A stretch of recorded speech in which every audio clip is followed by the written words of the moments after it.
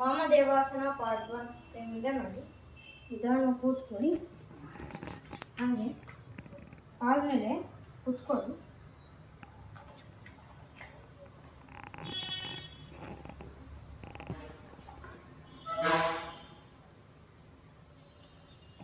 ಹೀಗೆ ಕಾಲನ್ನು ತೊಡೆ ಮೇಲೆ ಹಾಕ್ಕೊಳ್ಳಿ.